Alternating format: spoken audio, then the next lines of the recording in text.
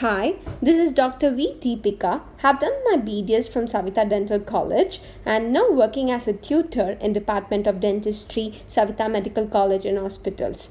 Before going on to the topic of discussion, I would like to thank MTS Concours for providing us a beautiful opportunity to exhibit our teaching skills. So today's topic of discussion is going to be on oral submucous fibrosis or OSMF. We all know OSMF is a pre-cancerous condition, and this video is going to include the pathophysiology, clinical features, histopath features and management of oral submucous fibrosis. So coming to the definition of oral submucous fibrosis, it is insidious chronic disease affecting any part of the oral cavity and sometimes pharynx, although occasionally preceded by or associated with vesicle formation. It is always associated with juxtaepithelial inflammatory reaction with fibroelastic change in the lamina propria and epithelial atrophy leading to the stiffness of oral mucosa, trismus and inability to eat. Oh, no wonder this definition is a nightmare to all the final years appearing for their oral medicine examination. So I'm going to divide this into multiple parts so it's easy to understand. So what is insidious? Insidious is something that proceeds in a gradual, subtle way but with serious complications, and chronic is something which has a long duration of time. So this is an insidious chronic disease which affects any part of the oral cavity and sometimes the pharynx, although it is usually associated or preceded by vesicle formation. Vesicles are nothing but fluid-filled blisters. It is always associated with juxtaepithelial inflammatory reaction, meaning there is going to be some inflammatory reactions adjacent to the epithelium. The term juxta means adjacent, with fibroelastic changes in the lamina propria, which is nothing but the connective tissue, and there is going to be atrophy of the epithelium. All these are leading to stiffness of the oral mucosa, very limited mouth opening and inability to eat. Coming to the etiological factors of oral submucous fibrosis, the most important etiological factor is the betel quid, which is the areca nut and slaked lime, usually with tobacco, with or without sweetness, wrapped in a betel leaf. So this slaked lime releases the arecolin and aricadin from the areca nut, producing a feeling of euphoria. This is the reason people tend to chew betel quid. And the other etiological factors include chili, the spices, genetic predisposition, immunodeficiency and malnutrition. Coming to the pathogenesis of oral submucous fibrosis, the betel quid is the main source of constant irritation of the oral mucosa, which results in the chronic inflammation, which further activates the T lymphocytes and the plasma cells, and also it leads to the production of cytokines such as the interferon gamma, tumor necrotic factor, interleukin 6 and the transforming growth factor beta.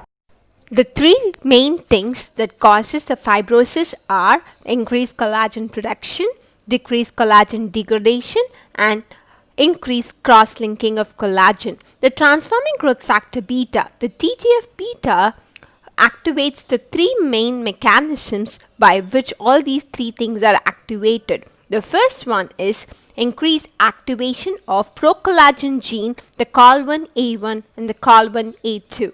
This increases the production of the procollagen, which further increases the production of soluble form of collagen that transforms into insoluble form of collagen, thereby increasing the net production of collagen.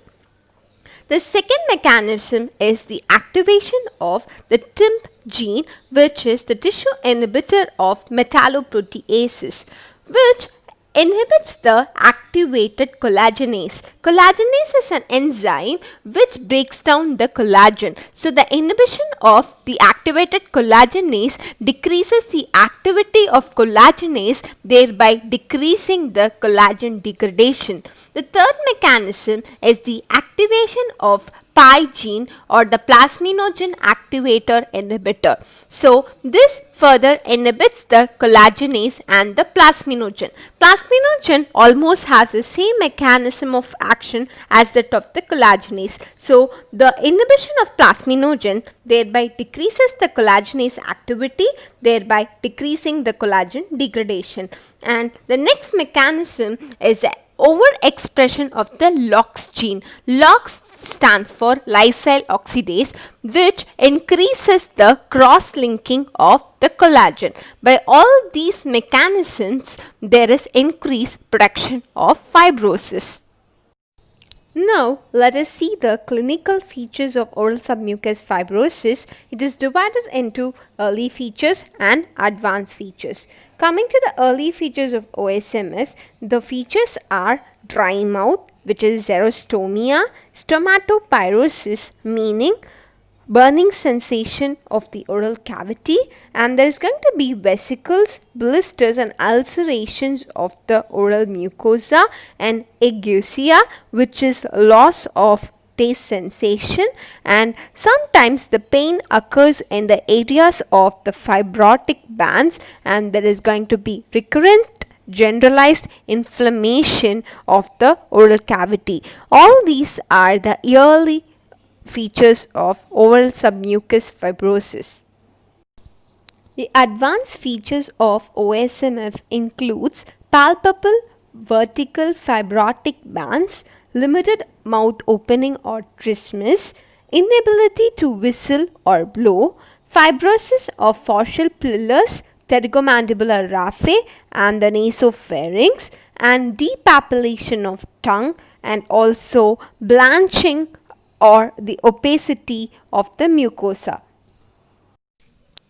Clinical staging is the staging of oral submucous fibrosis based on the clinical features. There are 4 stages. The stage 1 includes blanching with or without the stomatitis of oral mucosa. The stage 2 includes the palpable vertical fibrous bands in the buccal mucosa and or oropharynx with or without stomatitis. The stage 3 is the palpable vertical fibrous bands in the buccal mucosa and or oropharynx or any other part of the oral cavity with or without stomatitis. The stage 4 includes any of the above stages with either the pre-malignant disorders such as leukoplakia or erythroplakia or cancerous condition.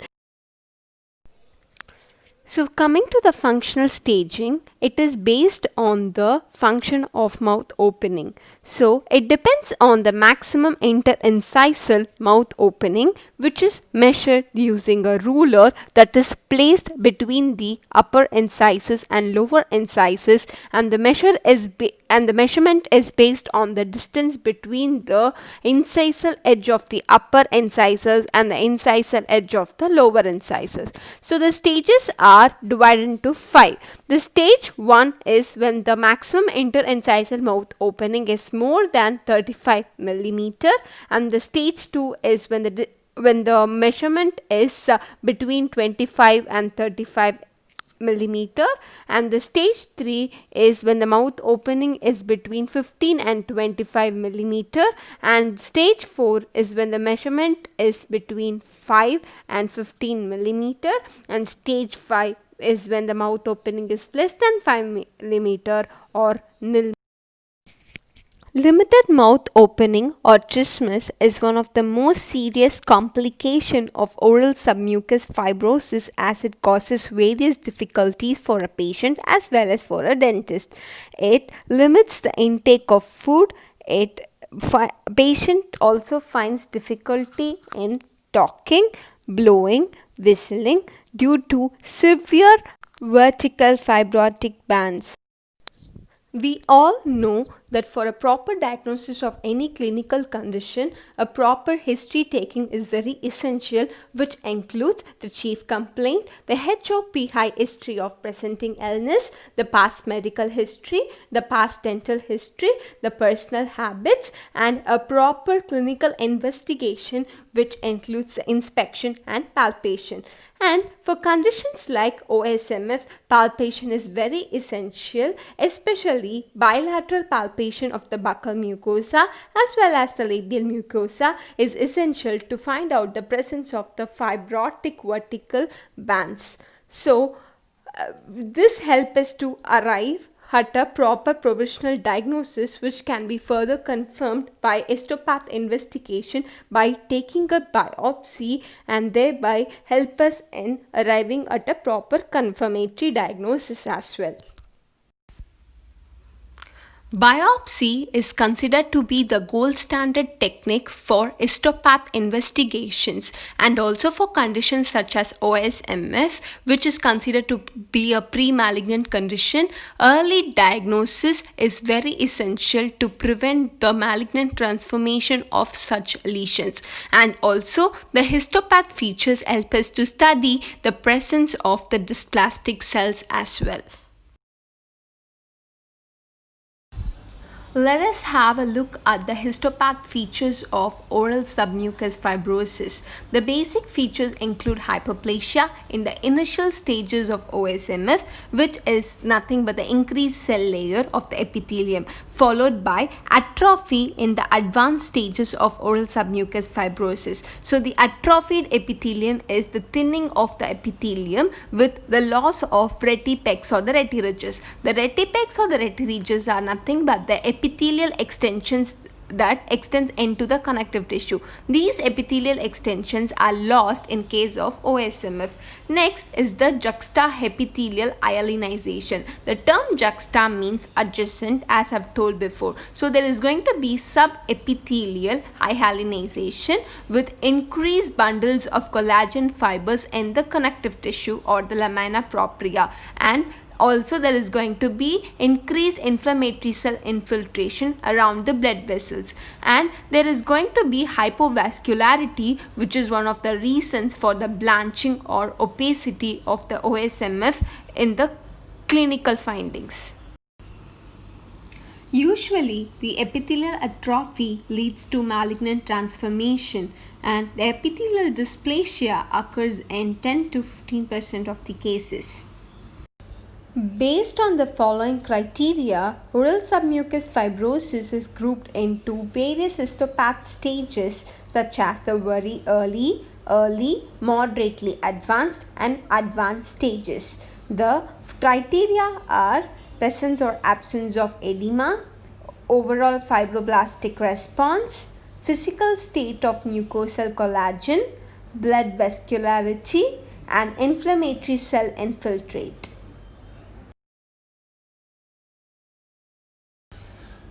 So based on the histopath staging, the very early stage includes thin fibrillar collagen with marked edema in the connective tissue, and the plump fibroblasts with abundant cytoplasm, and the blood vessels are going to be dilated and congested, and there is going to be polymorphonuclear leukocyte and eosinophil infiltration in the connective tissue. These are the histopath features in the very early stage of OSMF, and there is going to be reduced vascularity as the stages progresses, resulting in the blanching and opacity of the lesion. So the next stage in the histopath staging of OSMF, it's the early stage, where the juxtaepithelium, that is the subepithelium, going to show early hyalinization with thick bundles of collagen fibers in the connective tissue, and in addition to the eosinophils, there is going to be plasma cell and lymphocytes infiltration, and the blood vessels is gonna remain dilated and congested like the very early stage, and here there is going to be just a moderate number of plump fibroblasts, unlike the very early stage where there was relatively increased number of plump fibroblasts. So these are the histopath features of early stage of OSMF. Coming to the moderately advanced stage, the features include moderate hyalinization of the juxta epithelium, and here there is going to be much more thick bundles of collagen fibers which are separated by the residual edema, and there is going to be relatively decreased number of the plump fibroblasts, and the blood vessels are going to be compressed, and there is going to be plasma cell and lymphocyte infiltration in the moderately advanced stage of OSMF. So coming to the final stage, that is the advanced stage of the OSMF, there is complete hyalinization of the juxta epithelium with smooth sheet of collagen, where there is no separate bundles of collagen fibers but is just one single sheet with absence of edema, and there is going to be plasma cell and lymphocyte infiltration of the connective tissue, and the blood vessels are completely obliterated, and there is going to be complete absence of the plump fibroblasts. These are the final or the advanced stage of the histopath staging of OSMF. So as you could see, the early and advanced histopath stages of oral submucous fibrosis in the picture given, there is gradual increase in the hyalinization of the juxta epithelium. There is increased bundles of collagen fibers in the connective tissue as the stages progress, and there is decreased number of plump fibroblasts in each stage, and the blood vessels undergo complete obliteration with each stage, and there is increased inflammatory infiltration with reduced vascularity as the histopath stages progresses. So these are the characteristic histopath features of oral submucous fibrosis. Now let us have a look at the management and treatment modalities of oral submucous fibrosis. So we all know prevention is better than cure. So it is very essential to eliminate or reduce the habit of areca nut chewing, which helps in preventing the occurrence of oral submucous fibrosis. Areca nut chewing habit is more prevalent among women, especially in the states such as Gujarat, Bihar, Kerala, Madhya Pradesh and Tamil Nadu, where areca nut along with betel leaf is distributed during the weddings and other auspicious occasions. So there is going to be a female predilection because of increased habit among the female, and also along with nutritional deficiency such as iron deficiency and vitamin B12 deficiency, which are more common among women. So coming to the management and various treatment modalities of OSMF, the first one is the nutritional support.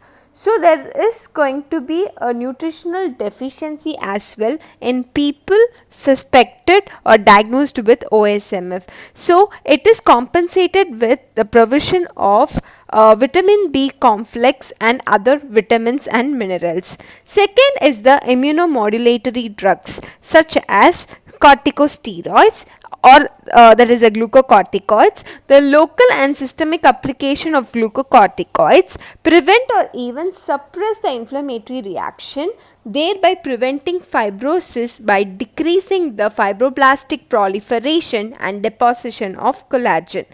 Next is the physiotherapy. Physiotherapy includes measures such as forceful mouth opening and heat therapy. Local drug delivery includes local injections of corticosteroids and enzymes such as hyaluronidase and collagenase and other similar substances which break down the intercellular cement substances, thereby decreasing the collagen formation. The next treatment option is the surgical management, where the submucosal resection of fibrotic bands and replacement with a partial thickness skin or mucosal graft have also been attempted, along with procedures such as bilateral temporalis myotomy. So these are the very basic managements that can be done in order to treat the oral submucous fibrosis. Hope you enjoyed this video on oral submucous fibrosis. Thank you so much for providing us this wonderful opportunity as well as a platform to exhibit our teaching skills. Thank you so much.